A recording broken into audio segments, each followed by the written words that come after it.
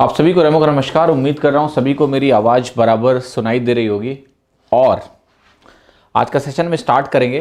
इससे पहले सेशन शुरू करें, आप ये हमारा टेलीग्राम चैनल और टेलीग्राम ग्रुप ज़रूर से ज़रूर ज्वाइन करें, ठीक है।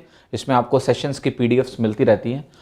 और साथ ही साथ अगर आप मुझे सोशल मीडिया पे फॉलो करना चाहते हैं सो ये कुछ पॉइंट्स हैं जहाँ मुझे फॉलो कर सकते हैं।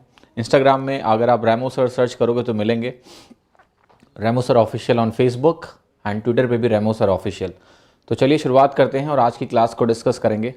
सो जैसे ही क्लास शुरू हुई उसके पहले मैं इवेंट देख रहा था आज वाली, और उसमें 8 लोगों ने क्लास को शुरू होने से पहले डिसलाइक कर रखा है।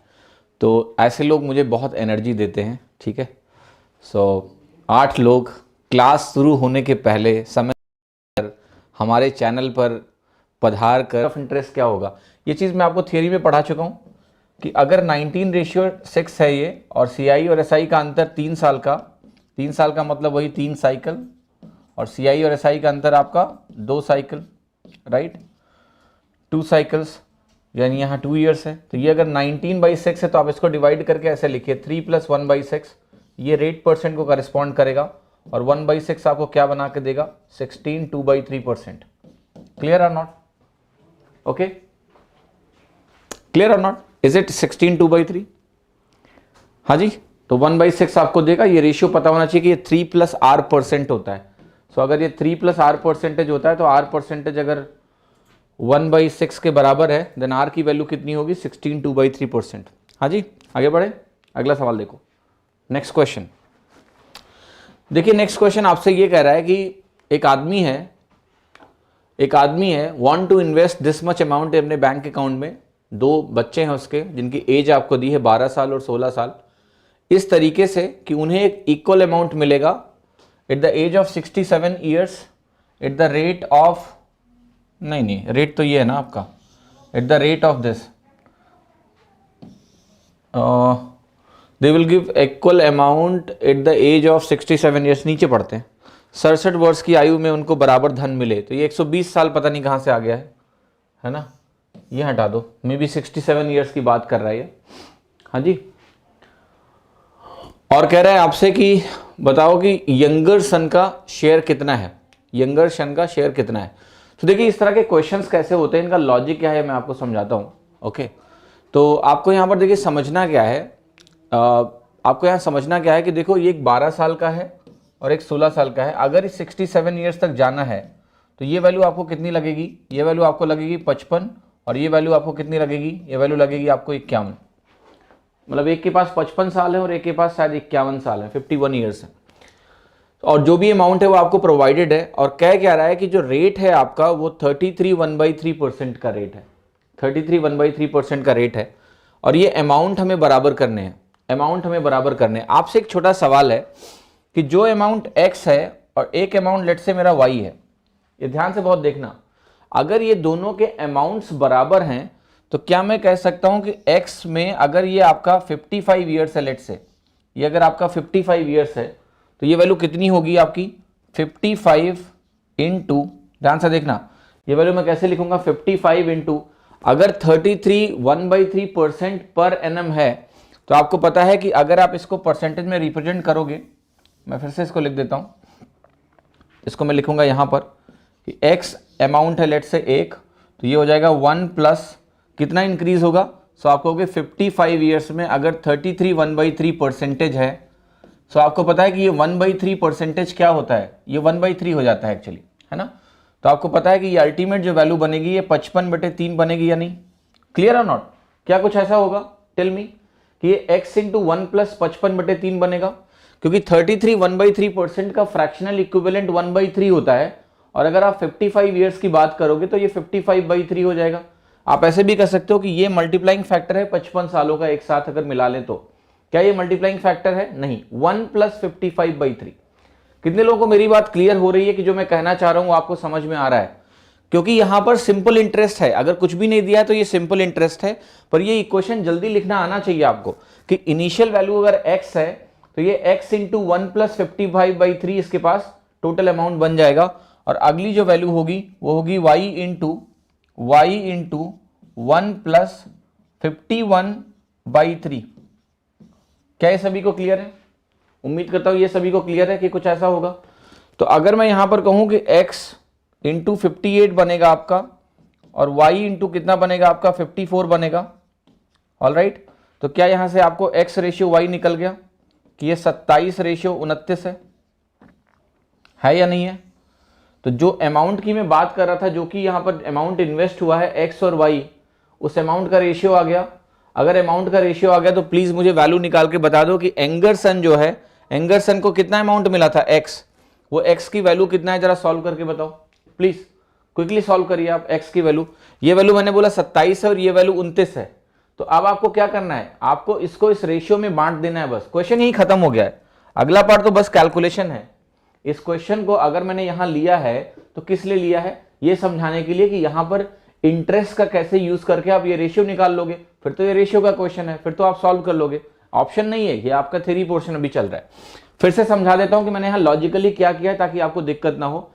अंडरस्टैंड दिस कि this is the rate percentage, है या नहीं है। 1/3 ऑफ प्रिंसिपल, ये रेट है 1/3 ऑफ प्रिंसिपल। तो अगर छोटे वाले सन की बात की जाए जो कि 12 साल का अभी है और बड़ा वाला जो सन है वो 16 साल का अभी है, तो 67 ईयर के एंड में आप बताओ इसको कितने साल मिलेंगे, right. Will get an equal amount at the age of 67 years. मतलब जब इनकी उम्र 67 साल होगी तो इनको इक्वल अमाउंट मिलेगा। क्लियर और नॉट, ओके। क्या इसका मतलब यह है, एक मिनट, मैं शायद इस क्वेश्चन की लैंग्वेज को थोड़ा सा गलत पढ़ गया हूँ, मैं उसको क्लियर करूंगा क्योंकि ये थोड़ा सा सवाल अजीब सा ही लग रहा है मुझे। बट अभी जो मैंने लॉजिक यूज किया कि जब उनकी उम्र, जो क्वेश्चन पढ़ के आ रहा है, in such a way so that they will get an equal amount at an age of 67 year. सही है, ठीक है, सही है, सही है कि यहां पर जब उनकी उम्र 67 साल की हो जाएगी तो उनके अमाउंट्स इक्वल होंगे।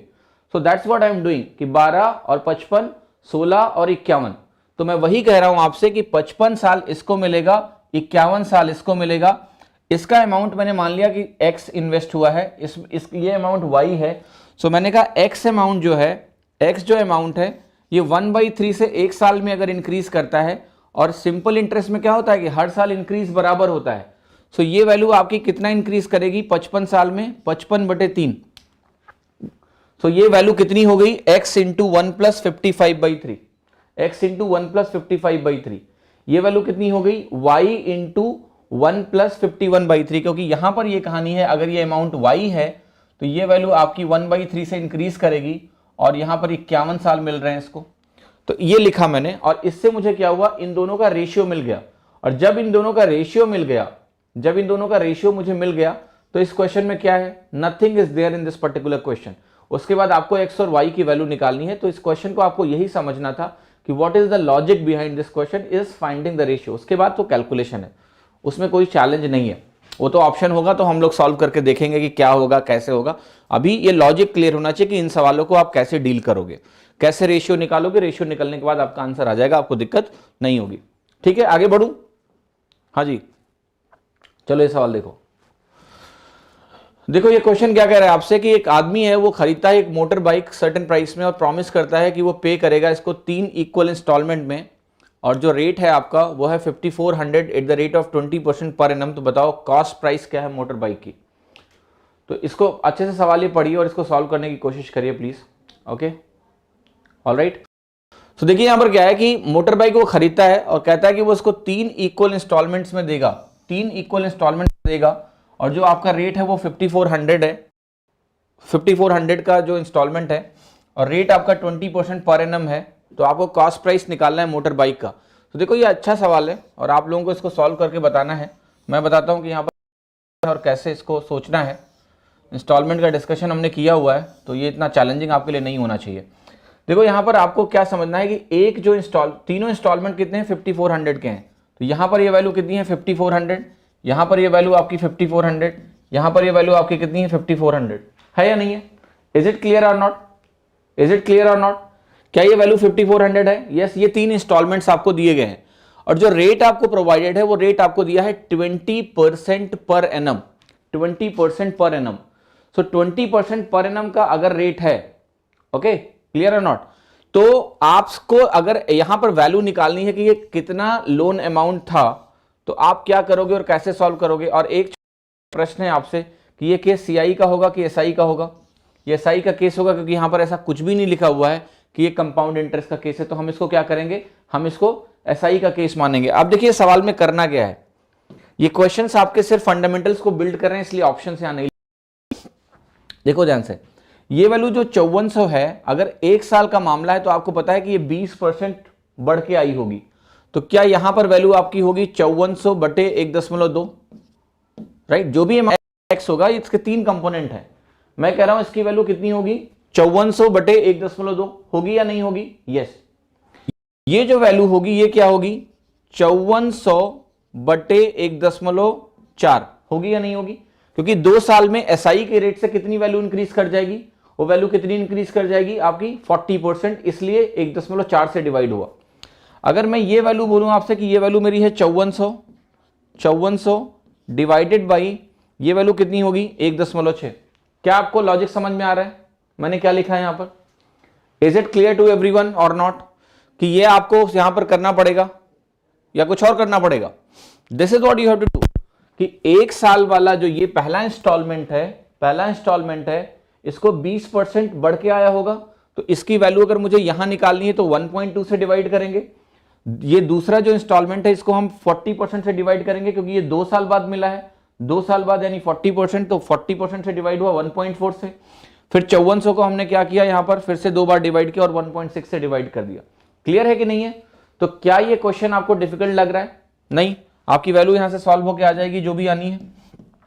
रेस्ट पार्ट इज कैलकुलेशन, ज्यादा आपको टेंशन लेने की जरूरत नहीं है कैसे होगा। जैसे इसको आप डिवाइड करो, बताओ कितनी वैल्यू आ रही है, सो आप कहोगे 12 चौके 48, 4000 और उसके बाद 6000 और, तो क्या ये वैल्यू 1500 आ रही है, यस क्लियर। इवन ये आप देखोगे कैलकुलेशन सीधा साफ साफ दिख रहा है, 16 3 48 और 48 के बाद 600 बचेगा, सॉरी राइट, तो ये आपका 16 3 48 हो गया, तो 4800 के बाद 600 आपका बचेगा, तो 600 बटे 16 और है आपका, तो अप्रॉक्सीमेटली मैं ऐसे कर रहा हूं, राइट, दैट 3 समथिंग निकल आएगा आपका। ओके, जो भी अभी मैं कैलकुलेशन में फोकस नहीं कर रहा हूं, because that is not the objective. The objective is that you understand the logic behind it. फिर इसको आप 1.4 से डिवाइड करो, तो ये भी 4000 से थोड़ा सा कम आएगा, you will sum and find all the values, right, getting, just understand the logic behind the question. अभी जब ऑप्शंस होंगे तब मैं कैलकुलेशन भी करवाऊंगा, मैं आपको बताऊंगा कि टफ कैलकुलेशन कैसे करते हैं, क्या करते हैं, कैसे करते हैं। अभी आपको फंडामेंटल्स क्लियर होने चाहिए कि एसआई का केस भी है, तो ये वैल्यू मैं कैसे निकाल लूंगा। Clear, is it clear to everyone, ये लॉजिक सारा डिस्कस हो चुका है। If you can write this expression, my task is done for now. ज्यादा टेंशन मत लो कि इसकी वैल्यू क्या होगी, आप अभी बेसिक्स अंडरस्टैंड करो, क्वेश्चंस बहुत सारे करेंगे बाद में, ठीक है, क्लियर है। Alright, that how one particular value is converted into the value at this particular point, that is what you need to understand. बाकी तो डिवीजन करके जो वैल्यू है वो निकाल लेंगे। हाँ जी, चलो जी आगे बढ़ो। ये सवाल देखो, सवाल क्या कह रहा है, कह रहा है कि एक आदमी ने एक सम बोरो किया है और वो सम है 126100 एक बैंक से, और प्रॉमिस किया कि वो 3 एनुअल इंस्टॉलमेंट में इसको पे कर देगा। तो आपको यहां बताना है कि उस इंस्टॉलमेंट की वैल्यू क्या है, केवल एक्सप्रेशन लिखना है आपको, आंसर निकालने की भी जरूरत नहीं है, वो काम हम बाद में करेंगे। अभी मुझे एक्सप्रेशंस बता दो लिख के कि अगर ये वैल्यू है, इतना सम उसने बोरो किया है एक बैंक से और प्रॉमिस किया है कि इसको पे कर देगा, उसको पे कर देगा 3 इक्वल इंस्टॉलमेंट में eight the rate of 5% per annum. तो बताना है कि हर एक इंस्टॉलमेंट की वैल्यू क्या होगी, कैसे सॉल्व करोगे आप। ओके, जरा एक बात बताओ मुझे कि अगर मैं यहां पर 3 इंस्टॉलमेंट लेता हूं x x x, alright, clear और नॉट, इक्वल एनुअल इंस्टॉलमेंट, तो 2 तरीके हैं। देखो इसको आप ऐसे कर सकते हो, एक तरीका आप कहोगे ये अगर x है तो ये वैल्यू कितनी होगी 1.05x होगी या नहीं होगी।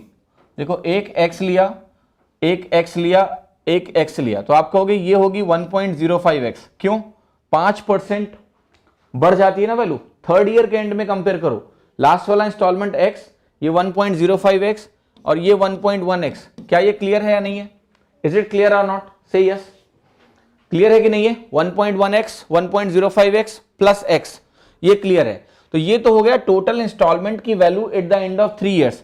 राइट हैंड साइड में क्या जाएगा आपका 1261, कितना हुआ 00 इंटू, क्या ये 1.15 होगा, अगर सिंपल इंटरेस्ट का केस है तो क्या ये 1.15 होगा, yes, that value will be 1.15। तो क्या यहां से आपका आंसर निकल आएगा, यस। एक तरीका इस क्वेश्चन को करने का देखिए और भी है, और वो तरीका ऐसे होगा कि आप जो इंस्टॉलमेंट्स हैं उनको ऐसे एज्यूम कर सकते हो, ध्यान से देखना। आपने कहा कि जो तीनों इंस्टॉलमेंट है मैं इनको ऐसे मान सकता हूं, तीनों इंस्टॉलमेंट आप ऐसे कैलकुलेट कर सकते हो, वो मैं वैल्यूज आपके सामने ऐसे लिख के दूंगा।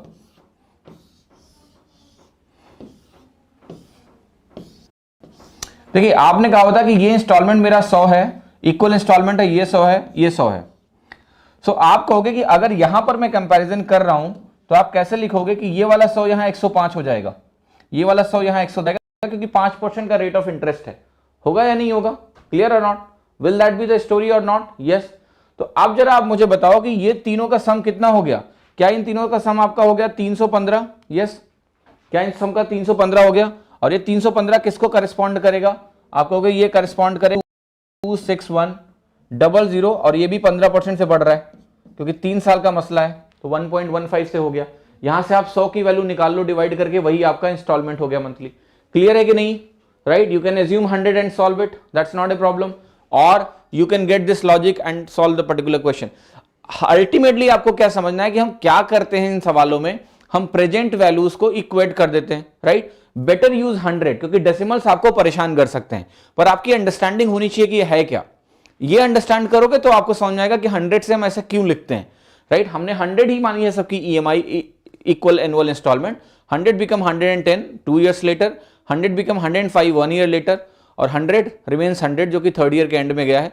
तो ये जो टोटल वैल्यू है 315, ये किसको करस्पॉन्ड कर रही है? टोटल ड्यू अमाउंट के, जो कि 126100 इंटू 1.15 है। यहां से 100 की वैल्यू निकाल लो, आपका आंसर आ जाएगा, या फिर यहां से x की वैल्यू निकाल लो, आपका आंसर आ जाएगा। क्लियर हुआ? केवल एक्सप्रेशन लिखो, अभी कैलकुलेशन करने की जरूरत नहीं। वो जब सवाल करें, तरह के सवाल करेंगे, वहां ऑप्शंस भी होंगे, वहां मैं आपको पूरी अप्रोच बताऊंगा कि कैलकुलेट करके आंसर कैसे निकाल लेना है।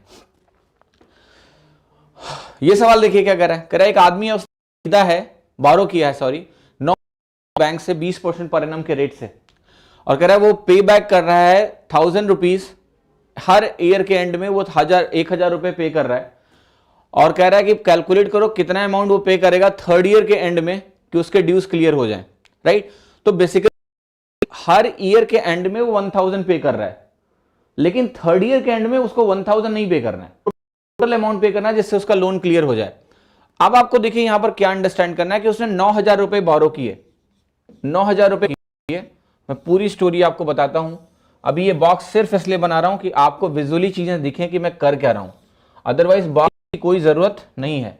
ये ध्यान रखिएगा। इंक्रीज होगा, आप कहोगे यस, 60% का अगर इंक्रीज हो जाता है तो ये 9000 कितना हो जाएगा? 5400 और बढ़ जाएगा। तो क्या ये वैल्यू आपकी 14400 हो जाएगी? से यस। क्लियर और नॉट? जो 9000 का अमाउंट है, अगर वो 60% बढ़ जाता है, अगर वो 60% इंक्रीज करता है, तो क्या ये ओवरऑल वैल्यू आपकी 14400 हो जाएगी? हाँ जी, क्लियर है या नहीं है? अगर ये वैल्यू आपकी 14400 के बराबर हो जाएगी, 14000, ये क्या बफर हो रहा है क्या? नहीं, यहां तो फीड पीछे चल रही है भाई आपकी, प्लीज चेक करो आप एक बार। अभी क्लियर है ना? सभी को आ रहा है ना प्रॉपर? हाँ, तो देखिए मैं आपको ये समझा रहा हूं कि अभी ये वैल्यू जो 9000 की है सर, ये इंस्टॉलमेंट 1000 गया, ये 1000 गया, लास्ट वाला पूछ रहा है कितना करें कि लोन खत्म हो जाए। तो मैंने बोला 9000 3 साल 20% से 60% से इंक्रीज कर जाएगा, तो जो टोटल ड्यू अमाउंट होगा वो कितना होगा? 14400 हो जाएगा। 9000 में 1.60% बढ़ाया है, 60% क्या होगा? 9 इंटू 6 5400 बढ़ गया, ये वैल्यू हो गई। अब जरा बताओ मुझे कि ये जो 1000 है, ये 2 साल में बढ़ के कितना हो जाएगा? आप कहोगे 1000, ये पेमेंट कब हुआ है? 1 साल के अंत में। हम यहां बात कर रहे हैं t=3 पे, ये है t=1, ये t=1, ये t=2 और ये t=3। तो 1 से 3 में 2 साल और लगेंगे, तो वैल्यू कितनी बढ़ जाएगी? 40% बढ़ जाएगी। तो क्या ये 1400 हो जाएगा? यस। ये जो 1000 है, ये कितना होगा? 20% बढ़ेगा, तो ये वैल्यू आपकी 1200 हो जाएगी या नहीं? अब x की वैल्यू कैसे निकलेगी? आप कहोगे x की वैल्यू हो गई 14400 टोटल ड्यू अमाउंट था, माइनस 14 12 2600 पेमेंट हो चुका है। राइट, तो क्या 2600 पेमेंट होने के बाद आप जरा बताओ कि 4400 माइनस 2600 कितना होता है? 1800 होता है। तो कितना ड्यू रह गया आपका? 11800। क्लियर और नॉट? हाँ जी, इज इट क्लियर और नॉट? सभी को समझ में आ रही है ये बात जो मैं समझाने की कोशिश कर रहा हूं? ओके, नहीं, I just try to make it as simple possible. फिर भी अगर दिक्कत हो रही तो आप मुझसे पूछ सकते हो, है ना।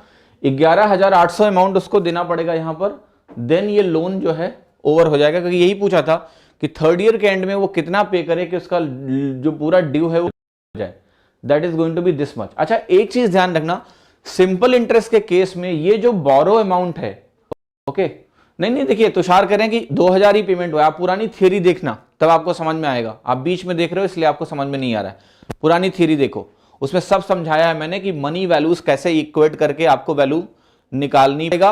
9000 you need to write directly that the value is going to be 9000, ये आपको ध्यान रखना है, ओके।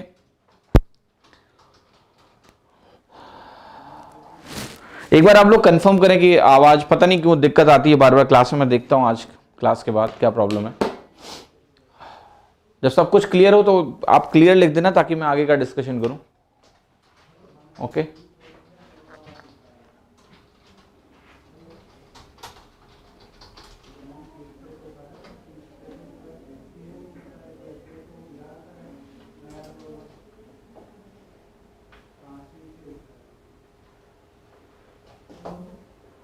ओके, सो अभी बराबर आ रही है आवाज, ठीक है। सो देखिए मैं आपको अब ये समझाना चाह रहा था किस पर्टिकुलर क्वेश्चन में कि एसआई बेस्ड क्वेश्चंस में कुछ क्वेश्चंस में ऐसा होगा, कुछ क्वेश्चंस में ऐसा होगा कि आपको ये बताएगा कि जो टोटल ड्यू अमाउंट है 3 साल के अंत में वो 9000 है। ऐसे सवाल में भाषा होती है कि due amount at the end of 3 years is 9000। तो जब भी क्वेश्चन ऐसा बोलेगा कि 3 साल के अंत में ड्यू अमाउंट ही 9000 है, तब आपका ये ड्यू अमाउंट सीधे 9000 है, ये नहीं लिखना हमें। यहां पर आपको ध्यान रखना है कि ये लोन जो लिया गया है ये 9000 का है, टोटल ड्यू अमाउंट हमें 3 साल के अंत में नहीं पता है। तो अगर टोटल ड्यू अमाउंट हमें 3 साल के अंत में नहीं पता है तो हम इंटरेस्ट लगा के निकालेंगे, पर कुछ सवालों में ये भाषा में दिया होता है कि टोटल ड्यू अमाउंट जो है ड्यू इन 3 years ऐसे करके लिखा होता है भाषा में कि 3 साल के अंत में इतना अमाउंट ड्यू होगा, दैट मीन्स फाइनल अमाउंट हमें दिया हुआ है। यहां क्योंकि बोरो 9000 हुआ है, हमें इंटरेस्ट लगा के उसका ड्यू अमाउंट निकालना है कि टोटल ड्यू कितना होता, और ये मनी वैल्यू को इक्वेट करने से आपका आंसर एक्स का वैल्यू निकल जाएगा। हाँ जी, चलो आगे बढ़ो, ये सवाल देखो।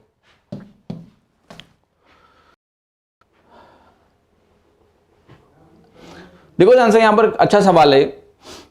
यहां पर आपसे कह रहा है कि रेट 4% दिया है, टाइम 1 साल 6 महीने दिया हुआ है, और कह रहा है आपको प्रिंसिपल, फाइंड द प्रिंसिपल अगर difference of CI and CI is 408 and CI is calculated half yearly. CI and CI तो नहीं होना चाहिए, आपको पता ही है, राइट? गेटिंग माई पॉइंट और नॉट? सीआई एंड एसआई होना चाहिए। हाँ जी, यही तो होगा, नॉट सीआई एंड सीआई, ठीक से। हाँ जी, राइट, ओके, ठीक है। तो कल करता हूँ क्लास, अगर आज सही हो जाता तो आज कुछ करवाते हैं, ठीक है ना? Okay bye.